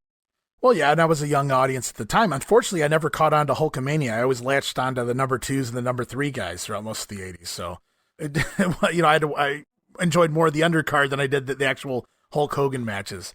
I was always rooting for most of his opponents. Paul Orndorff, certainly namely one of them. I remember, and once again, we're way out of 1977, sure, but Hulk Hogan, they had announced Bob Backlund versus Iron Sheik for the championship, and then the week before that actual show, which was on a Saturday, they announced that Bob Backlund's shoulder was too injured, and instead the new champion Hulk Hogan was going to be wrestling the Iron Sheik. I get to the Garden maybe 2 hours early. Let's go to Faneuil Hall, get something to eat first, and there are people outside begging us to sell their tickets. The Garden had completely sold out. The windows were closed, big signs sold out, right. And people were dying to get in there. And I was like, gee, maybe we should sell our tickets for a lot of money, but I'm glad we didn't, because Hogan got a reaction like nothing else I had ever seen from a wrestling arena. I mean, the place was so hot for this new guy after 6 years of Bob Backlund, who was becoming more and more bland, right, practically by the month. And, just the excitement in the arena when Hogan came out to defend the championship against Iron Sheik it was electric, man. It was much like the Putski Graham match we were just talking about. Right. And I didn't mean to take you guys away from 1977, but I do that rabbit hole thing sometimes, John. I fall down a hole and get going. No, I kind of did that, and I apologize, but I thought I hope that was a cool story for you guys to hear from almost 40 years ago. My goodness. Yeah. And great memories, no doubt. But it's funny to go back and look at this because every city has its own. You think it's easy if you're running a loop, you just kind of do the same matches. And a lot of territories did that throughout the week, depending on where the tapes were bicycled and things anyway.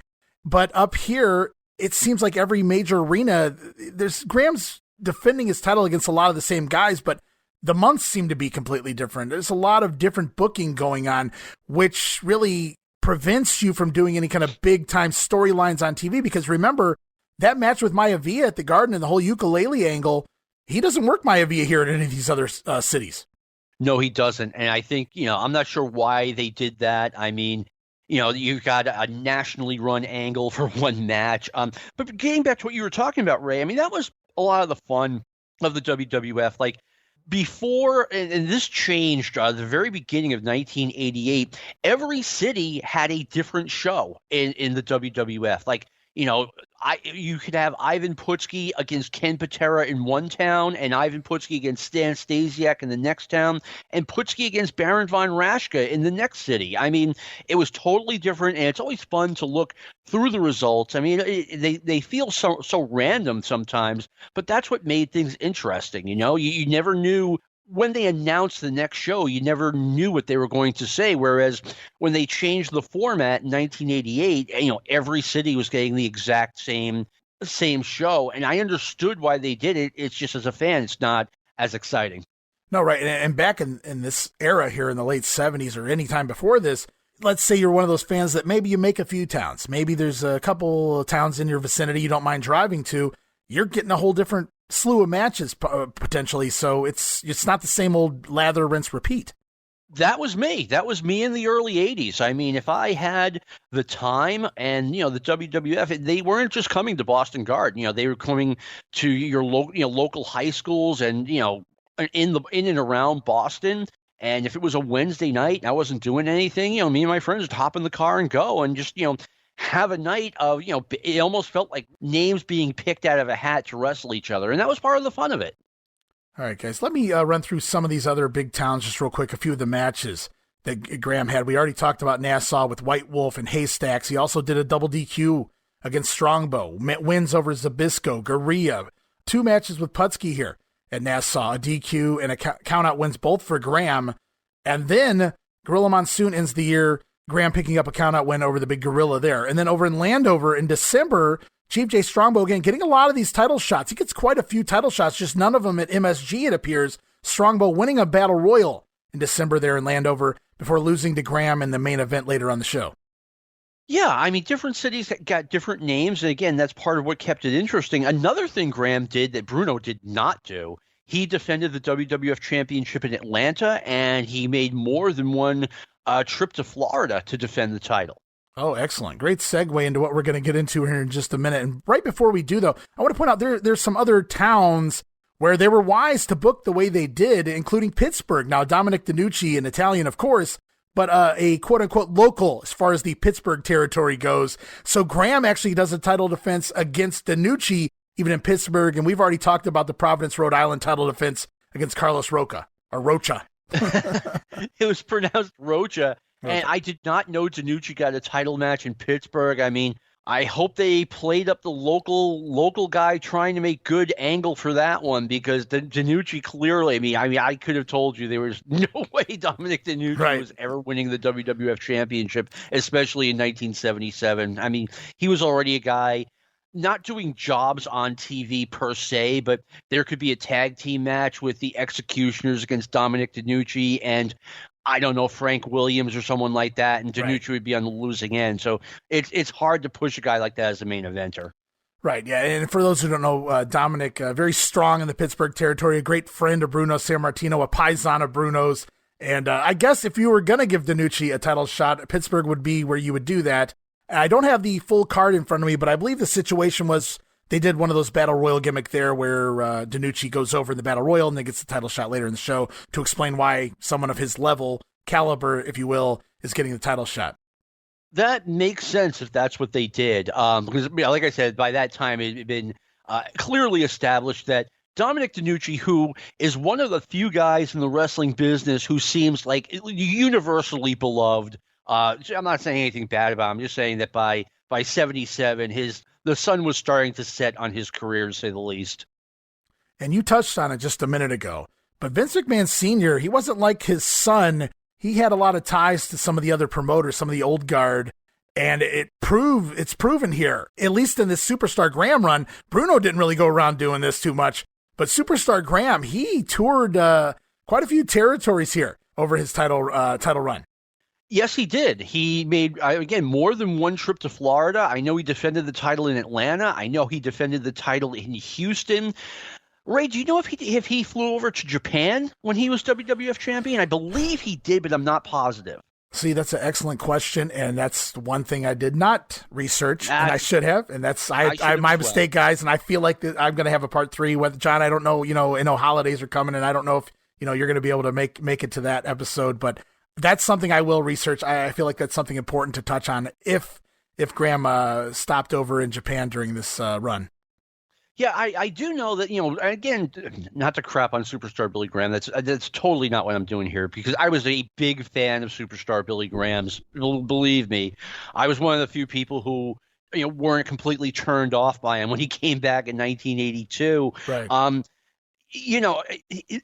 one hand, Superstar Billy Graham, to this day, almost 45 years later, every time the subject comes up, he's as bitter as can be that they took the championship off of him, that they should have brought in Ivan Koloff and had Ivan Koloff bust Superstar Billy Graham open, have him as the babyface champion instead of Bob Backlund. Yet on the other side of the coin, Graham says he was completely burned out by all of the travel and all of the demands of the WWF champion. So, I mean, which way do you want it? He said he was completely burned out. It was hard for him to get out of bed, but he still didn't want to lose the title. I mean, you got to make up your mind here. This had to be something that Graham would have had to have agreed to, I would have to imagine, to some degree, because Bruno never did this, certainly, and Backlund doesn't do this either, but Graham works a ton of territories.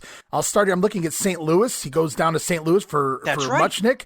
He does a no contest with Dick the Bruiser. He gets a win over Bob Backlund on a countout, supposedly testing the waters for the title change the following year. True or not, I don't know. But it continues. He gets a win over Sergeant Slaughter, who was Bob Slaughter down there, and over Jimmy Valiant. So Graham works the St. Louis territory 4 times, and even as a favor to Vince and even Muchnick and all that group, he goes down to the Kansas City territory after the St. Louis shows and works a couple of matches over there again over Bob Slaughter. And later on in August, he has what I'm sure was a great match, a 5-star, shout out to Dave Meltzer, match against Black Angus. Oh, man. I've seen pictures of that match. I have not. I'd love to see that. I mean, they did St. Louis on Friday, so I'm guessing if he stayed, they're using him in the Central States territory on a Saturday, which sounds like a real waste of Superstar Billy Graham with the WWF Championship. I mean, have a main event out here on a Saturday night at a major arena. Yeah, you're not kidding. So Graham does a couple of shots in Kansas City, and he's a real trooper if he's agreeing to go along with that, working Black Angus. And Black Angus picked up the win, although on a DQ, guys. I just wrote ugh in my notes because I started picturing how that match would have went.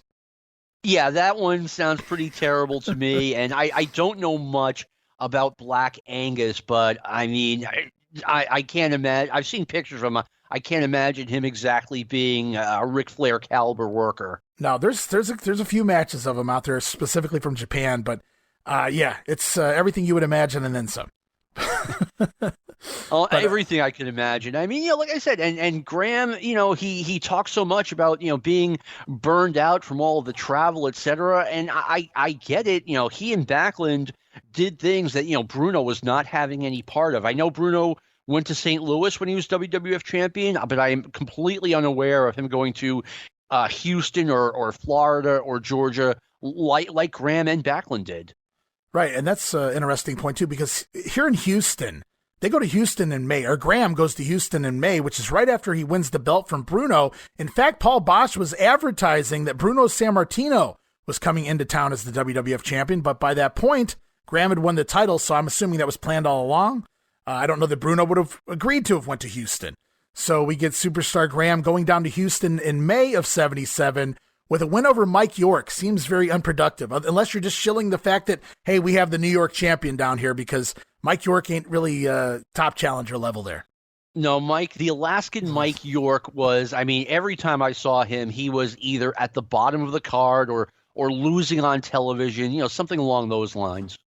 What was really interesting, we talk about some of these shots that Graham's doing in other territories. He seems to work pretty steady in the Florida territory for Eddie Graham for the entire rest of the year. From June to December, Graham is down there quite a bit, not just doing a shot here or there, but sometimes going there for several days at a time. We look in June, he's wrestling Joe LeDuc and Ivan Koloff. In July, it's Dusty Rhodes and Graham, Rocky Johnson and Graham. In August, Graham over Kern, Rocky Johnson, Jack Briscoe. September, it's Dusty in Morocco wrestling against Superstar Graham and Ivan Koloff. And then from September through December, the final 4 months of the year, matches with Pedro Morales, Dusty Rhodes, and Don Morocco. So lots of Dusty Rhodes matches. You have to figure the deal was in place there. Hey, we'll send Dusty up north if you send your champion down south. And not only that, but in 1976, Superstar Billy Graham left the WWF, again, kind of in the middle of 76, right. Went to go wrestle in Florida, and then came back to the WWF and won the championship. He was the Florida heavyweight champion and feuded with Dusty Rhodes, so he was already an established guy in Florida, number one. And number two, Dusty Rhodes had pinned Superstar Billy Graham in Florida, so if he could do it once, he could do it again. Right, and I don't have the title listings in front of me, but I think Graham left Florida still tag team champion. So with Ox Baker, I think yes, you're right. Yes. And I'm not sure if they drop the belts when he comes back there in June. I'm not sure if he drops the belts to the Briscoes or what they do with that, but I'm pretty sure Graham leaves to go to New York still the tag team champion. So he certainly had ties to the Florida territory, no doubt about it. Yeah, I'm looking at the list now. It doesn't appear that he ever defended the title in Japan, but he did defend the title in Charlotte.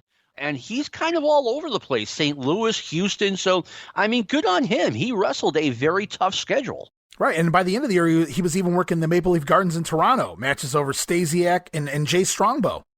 Yeah, and that's something they did. I believe Bruno occasionally defended the title under Tunney in Toronto. And I know Backlund defended the title frequently out there as well.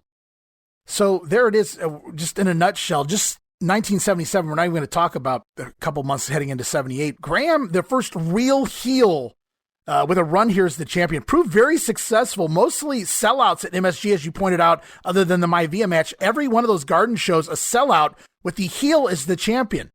Yeah, and a lot of it felt like, okay, Bruno is finally out of the picture, and we're all a little bit sad about it, but now a guy like Ivan Putski is finally going to get his shot. Now a guy like Gorilla Monsoon, Chief Jay Strongbow, they're finally going to get their opportunity. And obviously they didn't win the title. And now, once the established guys all got their shots at Madison Square Garden and did not win, now we're bringing in the top baby faces from around the globe, namely Dusty Rhodes and Mil Mascaras. Right. And it's like you pointed out last episode of the show. If the babyface was champion, you kind of knew it ruled out the rest of the babyfaces getting title shots. It's just the way it was. There was no secondary title unless you wanted to count that supposed U.S. title held by Bobo Brazil. But other than that, until the IC title is born in 79, there's really no secondary champion. So it's kind of like a breath of fresh air that we never got to see Putski or Strongbow or these guys ever get a run for the title. So it was a pretty fun year. Yeah, and it was really kind of a turnaround because, okay, Ivan Putski, really what are his goals here, if we're being honest, right? I mean, he's not going after the title, so, I don't want to say why is he here? I knew why he was here, but if you're Ivan Putski, why are you here? Now that's turned around. What is Ken Patera's role in this company? What is Spiros Arion doing? They're just kind of treading water as soon as Superstar wins the title. Yeah, so Graham, just a huge box office draw in the summer of 77, working with Bruno and Dusty on the smaller towns. It's Putski and Strongbow. Ken Patera, though, you just mentioned his name. He was working those B shows. If Graham was working the A shows, Patera was headlining those B shows. Patera easily the number 2 main event heel here. Without question, and part of me was waiting for Ken Patera to maybe turn babyface and have a run against Graham. That never happened. And they kept him fresh enough so that when Backlund won the title and got through the rematches with Superstar Billy Graham, they were able to have Bob Backlund versus Ken Patera on top. Same thing with Spiros Arion. So last episode, we looked at Bruno as champion and Superstar Billy Graham returning. This episode, we've looked at Graham's run as champion, and now we're going to take a quick look here at what Bruno did post-championship run. And there's not a whole lot going on here. We did touch on that last episode that you went back and you noticed, hey, Bruno didn't wrestle as much as you thought he might have once he dropped that belt. No, he didn't. I figured he was full-time, just not in the main event anymore or getting rematches against Superstar Billy Graham. Bruno more or less went into semi-retirement right away upon losing the title. And, again, I know I'm dropping out of 1977. I assumed that in 1980, when he was doing the Larry Zbyszko feud, he was wrestling full time then. No, he was like working once or twice a week just against Zbyszko, just in the biggest cities, and that was it. Right, yeah. And John, I didn't tell you this yet, but I wanted to save it for the show. But let me explain to you, I don't really need to explain it to you, but let me explain to the people just how real Bruno's quote-unquote legendary status is, because you said last episode, people throw the word legend around a lot, and they do. I absolutely agree. But when it comes to Bruno, he deserves that title of legend. And I'm going to tell you why. Because, I go online and I look up how my shows are doing. The Wrestling Memory Grenade, my Monday Warfare show, and now the Regional Rasslin podcast. I look on the charts. I see where they're at on the charts. Would you believe that the debut edition of the Regional Rasslin podcast was the #1 wrestling podcast in Italy when it dropped? That's fantastic. Can you believe that? And you know why, right? I have an idea why. Bruno Sammartino. Absolutely. So it's just crazy to go. But, I did a show on Muda many months ago. It's probably been almost a couple years ago now. And our show hit #1 in Japan when we did a show on the Great Muda. And I really hadn't thought about it until after the fact to go, why am I #1 in Japan? And then I realized, oh, okay, well, it was about Muda, and maybe they wanted to hear about his time in the United States. But I really didn't see that one coming. I did a lot of advertising and things like that online trying to promote the show. I think it was Bruno Sammartino that sold the show over in Italy anyway. That is really funny. We have a Facebook group for Stick to Wrestling. And, if you're hearing this, you're invited to join. And a friend of mine, Les Talk, he's been putting out like Slaughtering a Sacred Cow segments. And he had one on Bruno Sammartino. And he's like, look, Bruno, he wasn't a good worker. He wasn't a good talker. He was Italian and he was a strong man. That's why people bought into him. And I was like, Lex, you're just wrong. You're just totally wrong. Bruno had charisma, and I don't know how you describe charisma, but guys either have it or they don't, and Bruno was loaded with it. Bruno would get on TV, and he would speak, and people believed every word he said, and I go back, and I listen to old Bruno Sammartino interviews, and you can see why. He's humble, yet he is confident, and, he speaks from the heart, and he's very difficult to duplicate. I don't think it would get over today, but back in the 70s when you had guys like, regular sports stars like Tom Seaver or Joe Morgan, whoever, they would get on the microphone and they would just speak and be very humble. In wrestling, you would have these crazy bad guys bragging and screaming, things you didn't see from baseball players or basketball players. And it was so different. But Bruno was the guy who brought it back down to earth. And he did a far better interview than a Johnny Bench or a Tom Seaver. He was just really good at what he did, and he came across as being completely authentic. Yeah, he sold those shows. It wasn't just being Italian. He brought in more than just the Italians to the shows, although I have to admit, I'm sure there were plenty of them there. You're right. He talked people into the seats. You believed it. You wanted to see either revenge. You wanted to see Bruno do what he said he was going to do. And it was never bragging. It was just confidence, and it wasn't even cockiness. It was just, this is what I'm going to do. It was like there's a really fine line there of humbleness, but confidence at the same time. And you know what? It gets even better because I remember I had just started watching in like the beginning of 76, became a casual viewer. And Bruno would do his weekly interview talking about, I'm looking forward to coming to Boston and about, taking on Spiros Arion or Ernie Ladd or whoever. And then the Stan Hansen feud came along. And Stan Hansen, broke Bruno's neck legit. But they ran it as an angle. And Bruno got on TV and Bruno was mad and Bruno was going to get even. And it was like, I remember as a kid just being like, oh my God, this guy got Bruno mad. He's in trouble. Right. Yeah. I can't imagine what that did for the box office. Oh, absolutely. Yeah. Stan Hansen against Bruno Sammartino after what this guy did to Bruno, look out. So speaking of Bruno, though, here in 77, he loses the belt at the end of April. So the final 8 months of the year, he's no longer champion, but he doesn't really work a whole lot. And best as I can tell, he only chooses to work three specific arenas wisely. Those are where you're going to make your most money: Boston, Philadelphia, and of course Madison Square Garden. And we'll start right off with Boston here. Let's look at some of the stuff Bruno does throughout the course of the rest of the year in the Boston Garden. Gets a couple matches with George the Animal Steele, works Kim Patera, beats him in a Texas death match, and then finishes up the year in Boston against Fuji and Tanaka over the end of the summer, beginning of the fall.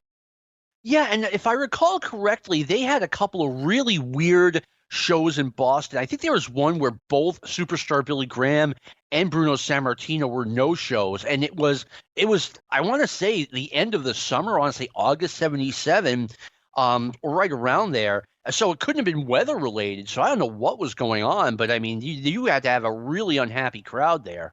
Right, and I'm not sure if it was Boston or Philadelphia here. I know what you're talking about, or at least I saw something similar to that. Now, it wasn't the same show, but there was a show where it was supposed to be Graham and Bruno in a title match, and then Bruno doesn't show up, and then the very next month it's supposed to be the match once again, and then it was Graham, or vice versa. One of them didn't show up the one month, the following month the other one didn't show up, so both times we don't get the match, and I don't know what was going on, but that was later in the fall. I also think that was during a few-week period where Graham was out with a leg infection. Okay, yeah, I'm looking at it now. It's October and November. Right. You have the story correct. That one month it was Bruno, and the next month it was Graham. And believe it or not, if you didn't go to the Boston Garden or you didn't read about it in the paper, you didn't know about it. They didn't even mention it on television that, if someone had no-showed. It was just like, business as usual. I was wondering how they handled that. Such a big match. Yeah, I mean, and they I don't remember them mentioning, because they had Putski as a sub for Bruno against Graham, and Putski wins by countout. The next month they bring it back in the cage without mentioning the fact that Sammartino had no-showed Boston. I really wonder what happened there, because Bruno no-showing, that's unheard of. Yeah, that really threw me off. Like the Graham one, I didn't really understand what was going on. I noticed he missed a few weeks there. That's when I did a little digging, found out that he had an infection in his leg that he claims to set up. He says he got it in the Spectrum. Doesn't really look right time-wise. I don't really know where he got it, but he said he split his leg open, and then, those mats were never cleaned. You can only imagine all the stuff that got in his leg, and it became infected. So he was out for a few weeks there. He said that, actually he claims that promoter, Vince Sr., asked him, would you at least go out there on a gurney? Let us show the people you're hurt, and that's why you're not. We want to show that off. And so he's like, are you joking me? But I supposedly that's the story that happened there, was at least the initial story. Now, the Bruno part, that really threw me off. I'm like, why is Bruno missing a show? That really confused me, and I still don't have an answer for it. Yeah, promoters like to do that. They wanted to show the fans that if a guy can't wrestle, he's not sitting at home, watching TV, whatever. They want to show you that, hey, he's not wrestling. And I can understand Graham not wanting to do it. I mean, especially if, you're not going to get better being on the road like that. Well, his response was he's supposed to be this larger-than-life Superman-type heel character, and he's coming out showing you that, hey, I have this injury, so I can't work because my leg hurts. That was his story. Well, I mean, you can always put him out there in crutches and say that he was injured, he sprained or broke or whatever his ankle. And I don't think an infection. Right, I don't think that would have hurt him at all. But I get it. I mean, I get you have that option. I mean, he's been making the rounds, all these other territories, in and out of Florida for the second half of the year. So I get if he's like one night, he's like, you know what, I'm hurt and I'm done and I'm not going to come out tonight. Then I guess I get it. Well, if he's got a serious leg infection, right. Yeah. I mean, the way the business runs, I mean, there were literally guys on crutches in the airport who worked their matches that night. I mean, you didn't take a night off, but obviously, if Graham had a leg infection bad enough, he has no choice. Right. So Bruno, he works quite a few matches there in Boston, but over in Philly has a couple matches with Kim Patera, a double DQ, and then they do the match with the Blood Loss. Bruno picking up the win there. Gorilla Monsoon once again referee in that instance. That's basically it. Gorilla Monsoon referee stops the match due to the Blood Loss on Graham. Bruno gets the win there in September, and then Bruno disappears. We don't see him again until the end of the year. He comes back for one match in December 10th, and that's at the Spectrum. I'm not saying he's returning to the Spectrum in December. I'm saying he's returning to the ring, period, in December for one match. Bruno Sammartino again defeating Graham, this time on a countout, just over 18 minutes when Graham just takes off, leaves ringside. So Bruno takes basically the entire fall into the winter off. Yeah, and that surprised me when I was looking up some of Bruno's results about a year ago. I mean, his schedule, again, I just assumed that he was still wrestling at least, part-time in like 1978, 1979, because he was wrestling in the main event in Boston a lot in 79. But no, I mean, he wrestled like maybe 15 matches that year. So you would figure with Bruno dropping the belt that he's going to have some pretty big matches at MSG, at least the semi-main eventing the shows. So we go back and we'll look and see what happens here from May onward. Now Graham wrestled Gorilla Monsoon in May at the Garden. Bruno here gets a win over George Steele. We're doing the blood loss gimmick again. George Steele bleeding profusely, as Gorilla Monsoon and many others would say. So there are only two things you can do profusely: bleed and apologize. And it was originally supposed to be Bruno against Steele for the title, and Graham and Monsoon on the other undercard. But again, they just switch everything around when the title switches. George Steele was ripped off. Poor George, can't get a break. Now George Bruno Steele is the only guy who got a title match against Pedro Morales, Bruno Sammartino, Bob Backlund, and Hulk Hogan. Oh, wow. I didn't think of that Hulk Hogan one. Yeah. Good call, John. Good call.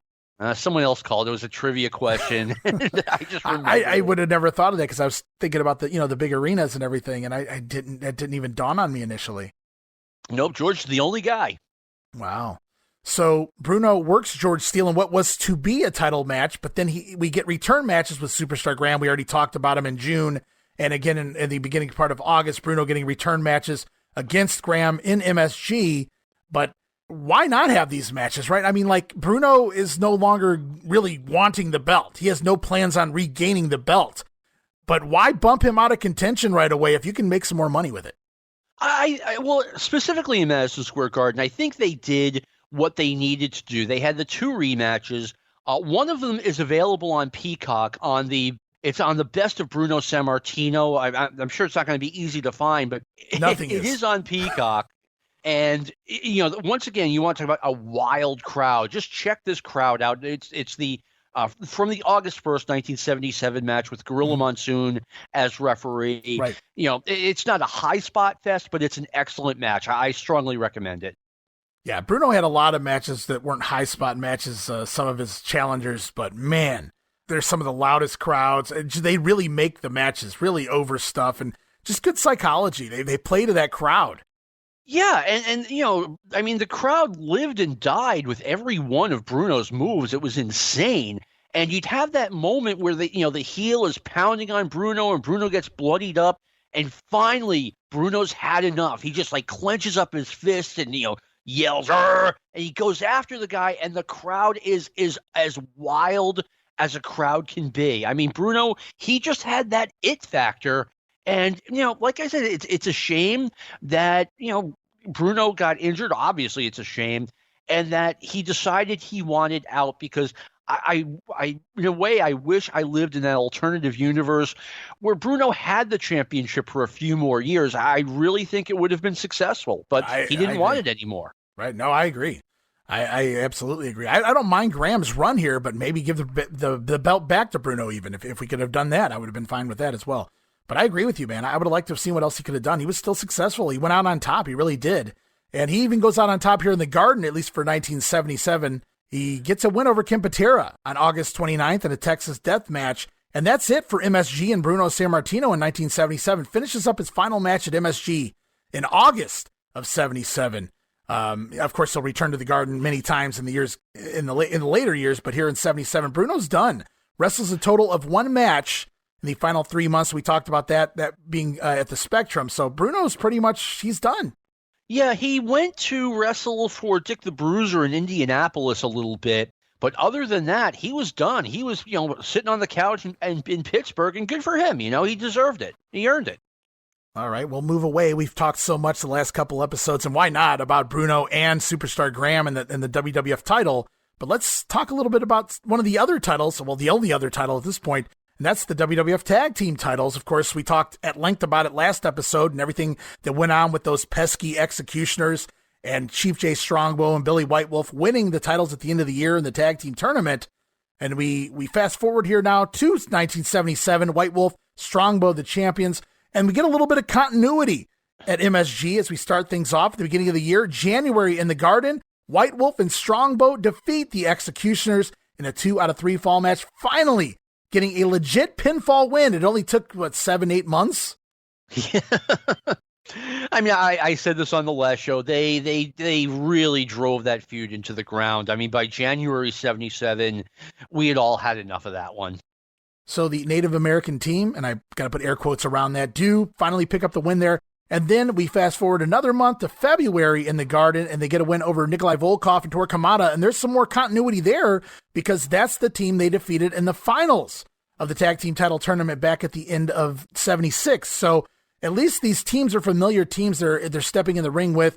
We look again into March now at MSG. Once again, Kamada stepping in the ring for a title defense against the champs. This time he takes Stasiak on as his partner, and once again, the champion successful, Strongbow and White Wolf over the team of Torquemada and Stan Stasiak. And March, believe it or not, marks the final title defense in MSG for the tag team champions. They do not defend the titles again in MSG. Yeah, and by that point, the White Wolf and Strongbow team, I mean, they felt so stale. I mean, they came in, they were so hot, and I mentioned last week, I felt like the chase was too long for them to win the titles from the Executioners. By the time they got the titles, I mean, we never wanted to see that tag team again. They were just, so stale. Yeah, it's really unfortunate that they wait so long to give them the belts. They give them the belts, and by the time they give them the belts, it's like, all right, you guys aren't really that over anymore. We need to get these belts back off of you, and they're going to do that in a very interesting way. But they keep the belts here for just a little while still because they continue to work MSG, split up into singles for the next couple of months. In April, they take on Stasiak and Gashouse Gilbert in singles matches. More singles action in May at Madison Square Garden, split up once again. White Wolf taking on Rocky Tamayo. Patera going into the ring against Chief J Strongbow. They would still defend their titles pretty much everywhere else but Madison Square Garden against the likes of Baron von Raschke and Stan Stasiak, a few other teams as well throughout April and May. That is until Billy White Wolf's injury, which we'll talk about here in just a few seconds. But it's very interesting that they continue to defend the titles on all of the smaller towns, but on the big cities, they're already split up into singles. Yeah, and I think they did that because, I mean, really, who are they going to have them up against? You've already had Kamada and Volkov, Kamada and Stasiak. Back then, the WWF tag team scene, there was a heel tag team, a babyface tag team, and that was kind of it. The other tag teams were all just kind of thrown together. So the time comes, and it's time to drop the belts, but they don't drop the belts in typical fashion. Instead, they wind up vacating the titles, and that's due to a storyline injury, although I've heard it's a legit injury as well to Billy White Wolf, his neck and his back. Now on TV, and we're going to talk about this a lot more when we get to Ken Patera, who is next on our list, but it's Ken Patera who takes Billy White Wolf out with the swinging neck breaker, or as we called it when we were kids in the backyard, the spinning full Nelson. We called it the swinging neck breaker. I always liked that one, a neck breaker. But Patera takes White Wolf out, and he never returns to the WWF rings, at least not for 13 years, under another assumed name. You want to tell him who that is? Yes, that was Sheik Adnan. And I remember, Billy White Wolf, his career was over, and I kind of took that with a grain of salt, except he didn't pop up anywhere else. Right. And then I remember, I want to say in 78 or 79, I read a result of him wrestling in Hawaii. So I'm thinking, okay, maybe he's trying to make a comeback in a smaller territory. And then in 81, I get one of the After magazines, and they've got this new guy, Sheik Adnan Al-Kaisi, who is he was a wrestler at that point. And just, me being a dumb kid, I'm staring at the picture. I'm like, is that Billy White Wolf? And yes, it was. He just changed identities, and it took him a good 4 years to get rolling again, but he was back in the majors. Yeah, I did a little research to see what he did after this, and it seems like he had somewhat of a legit actual injury, which is why he was out for such a long time. But he did manage to go and do some shots over in Hawaii in 77 here and in 1978, so you're correct on that as well. But he does wind up becoming Sheik Adnan Al-Kaisi, and of course General Adnan with Sergeant Slaughter in the WWF as well. So it's kind of interesting how he changed gears there. But Billy White Wolf is rode out, and again, we'll talk about this more at length when we get to Ken Patera. Here we are. We have no tag team champions. Seems like we just had that issue back in the fall of 76, and here we are the summer of 77 in the same situation. No tag team champions for the better part of 2 months here in the WWF until Mr. Fuji and the Professor Toru Tanaka. They were technically the planned successors, and I've read stories that maybe they were supposed to wrestle Strongbow and another man and win the titles, but Tanaka comes in and almost immediately gets injured. So he can't even team with Fuji here for a little bit, but eventually they are granted the titles. They win the titles in a quote-unquote tournament. I had no idea Tanaka got injured. Yeah, I did a little research, and I also looked through the results, and I see, Tanaka disappears there for a little bit right around this time frame, which made a little sense.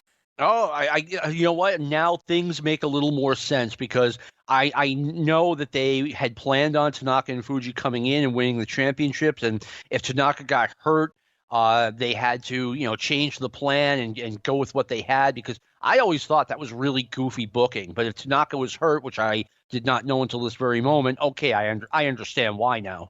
Right, and typically there was usually one heel team, one babyface team. Sometimes you had that third team floating around as well. And Tanaka and Fuji win the belts. They're given the belts. They win it in a tournament. They're pairing off mostly here with the team of Tony Gurria and Larry Zbyszko. Yes, and Zbyszko and Gurria were kind of that underneath team. They didn't team together all of the time, like Tanaka and Fuji, for example, but they were mostly singles wrestlers, but they were each other's regular tag team partner. And, when they finally won the titles from the Valiants, it was like, it's finally happened for them. The dream has come true. And, of course, they didn't win them from the Valiants. They won them from the Lumberjacks. Lumberjacks, right. And then the next week, the Valiants debut on TV. I'm like, it was so obvious what was going to happen next. I mean, they booked the tag teams, I think, in a very lazy and, quite frankly, in a poor manner in the late 70s and early 80s. Yeah, it was in a very obvious manner as well. Like, you kind of knew what was happening here. Oh, these guys are out and these guys are in. Yeah, I mean, one example, Lou Albano in 1980 is managing the Samoans, and they are the tag team champions, and Albano brings in a new tag team, the Moondogs, right. The Samoans even lose the belts. I mean, right. it was poor quality control, in my opinion. So Fuji Tanaka, actually, they come back in May. Tanaka's injured for a little bit there, but they do get the belts. They work quite a bit with Gurria and Zbyszko on the house shows, as they are the new three-time, I believe, tag team champions now at this point, are Fuji and Tanaka, because they had won the belts back in 72 and 73 as well. So people people that might not know that, Fuji and Tanaka had been here prior. No, they had been, and back then they were managed by the Grand Wizard of Wrestling, and I was a little, and I knew that, and I was a little bit surprised when Fred Blassie was their manager this time around. And we move ahead a little bit here. TV taping, Fuji and Tanaka defeat Gurria and Zbyszko. This was taped at the Philadelphia Arena. It doesn't air until October 1st, and so unlike last year, even though this was a tournament of sorts, we only see the finals on TV. So this is where they win the belts, on October 1st TV, or maybe a couple weeks later there in the Boston market, as you talked about. And I'm not talking about the restaurant. No, definitely not. Right now, if we may, let's bring on Tony Gurria and Larry Zbyszko and get their reaction to wrestling for the championship in Madison Square Garden. And as I understand it, Fred Blassie will be nowhere around ringside. Well, but that's the first thing we made sure of when Tony and I signed for this match, is under the conditions that Fred Blassie be barred from that ring, because, you saw it on TV. Blassie had the referee out of the way. The man's a master when it comes to interfering and all that, but he will not be at that ring, and I think that's naturally that's in Tony and mine's favor, but he won't be there. We made sure of it. Tony, are you confident that you fellows are going to be victorious? Well, we're confident, Vince, but we're not overconfident. They've got a weak link in that team, and that's Tanaka's leg. We know that he did hurt his leg, and that's what we're going to go to work on. And we feel that if we can tear that leg down and he can't continue, then they've got to give the match to us, because no way one man is going to take on two. They're a very good team, but like I say, they have that weak link, and we're going to go for it, which is Tanaka's leg. Best of luck to you. Thank you. Thank you. There you have it, ladies and gentlemen, from Tony Gurria and Larry Zbyszko, and a very hopeful tag team combination. So Fuji and Tanaka now the tag team champions heading into the new year. And the rest of the year, it's mostly Gurria and Zbyszko, but there's also a new tag team that's on again and off again for the remainder of the year, that being the team of Chief Jay Strongbow and his new partner, the High Chief Peter Maivia. Yeah, and I was I was under the impression that Strongbow and Maivia were going to win the championships. I have that little kid logic going on. I'm like, okay, Strongbow was champion with White Wolf, and Maivia seems like he's a better, more successful wrestler than White Wolf, so why not? But they never did that. It really threw me off as well. And obviously this happened before I was even watching wrestling. But when I go back and I watch this stuff, and I did when it first came onto the network, and I've been collecting tapes for nearly 35 years. But when you put these two in the ring together, something special happens. Not wrestling-wise, but I mean, you got two guys with pretty damn good gimmicks in there for the time. They're both over with the fans. You can consider them both, quote-unquote, semi-main eventers, if you will. It just seemed like these two guys were special. They had a charisma or a charm to them where you bought them more as champions than even a Gurria and Zbyszko, who were just, I don't want to say bland. I've always liked Zbyszko's work. But in general, if you look at these two teams, I would have gave the nod to Strongbow and Maivia. That would have been my guess. Oh, absolutely. I mean, Strongbow and Maivia would go out there and, they would be, frankly, goofy. But, I mean, it entertained the crowd. They would do their antics, and they would, do high fives and whatever. And the fans got into it. And, that's what wrestling's all about. All right, guys. And I apologize to you guys, and then I apologize to you, John. I'm running short on time here. I got to go make a stop and pick up my son. But I wanted to leave you with a question before we close this episode. Question to you, John. You lived through these eras. Who was more over, the Executioners as a heel team or the team of Fuji and Tanaka?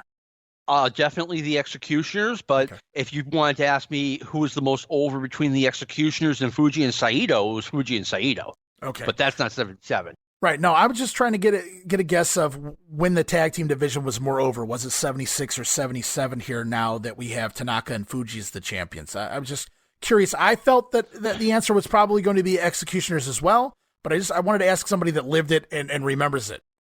The Executioners, I thought Fuji and Tanaka were a step down from the Executioners. The Executioners were these two great big guys under masks, and they looked very intimidating.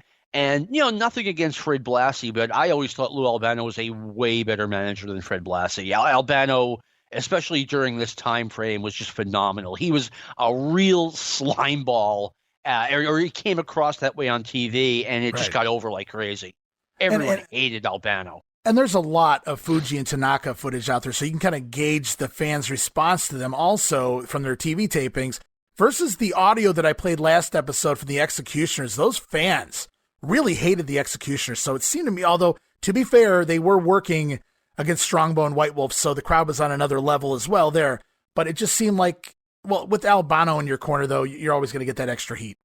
Exactly, and you brought up a good point, too, that the Executioners had that, super team of Strongbow and White Wolf to pair against. Tanaka and Fuji really didn't have that level of challenger. I mean, you say, you had Strongbow and Maivia, and you just said Maivia was better than White Wolf, but Strongbow, it's like, you have your first bite of that delicious steak.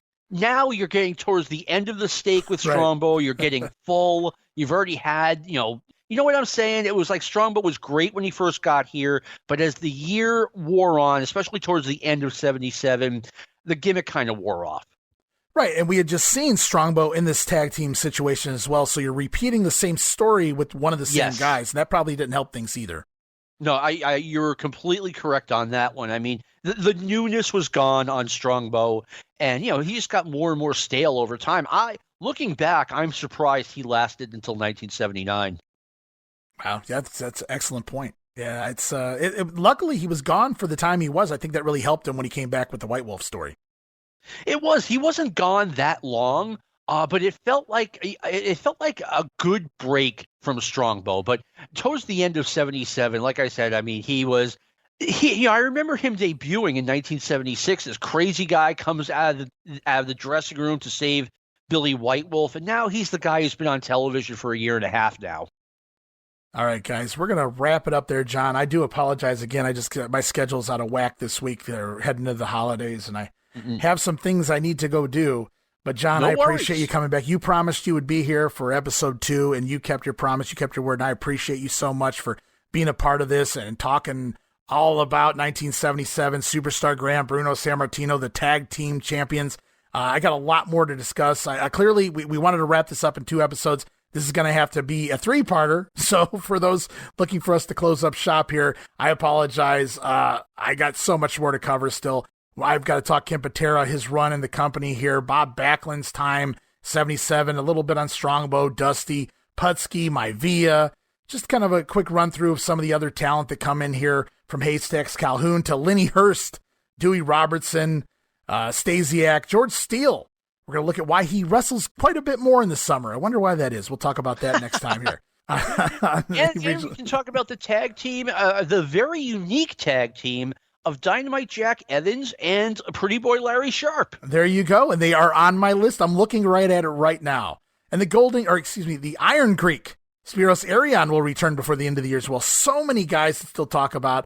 It's going to flow a little faster. These guys didn't quite main event the entire year, so it's not a big, long story like it was with Bruno and Superstar Graham. But, John, I appreciate you returning for episode number 2. And if time permits, we would love to have you back for the final chapter of 1977 in the WWF. For sure. Hey, I'm looking forward to being on the #1 podcast in Italy one more time. #1 wrestling podcast in Italy. The same thing. Yeah. So, hey, we talked Bruno here. We got to figure out a way to put Bruno into the next episode too. Just keep it flowing. There you go. But John, I appreciate you again for being here for the 2nd episode of the Regional Rasslin Podcast. Yeah, and thank you for having me. I had a good time hanging out, and I want to wish everyone and your family a happy holiday for whatever you celebrate.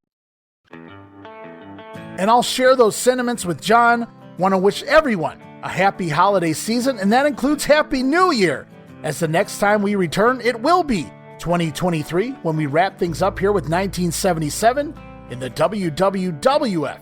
Until then, thanks again to John McAdam, and I am your host, Ray Russell. Thanks for listening to Regional Rasslin, where we talk the territories.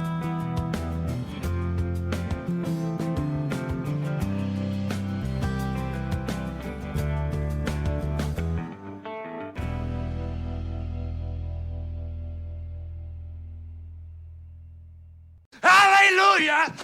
Holy shit! Where's the Tylenol?